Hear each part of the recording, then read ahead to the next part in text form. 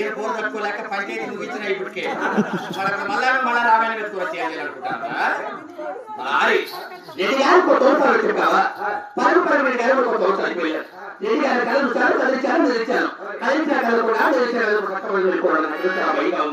అక్కడ ఏమి జరిగింది ఎక్కడ ఉండాలి అక్కడ జరిగిన తర్వాత తెలుపుకోవాలి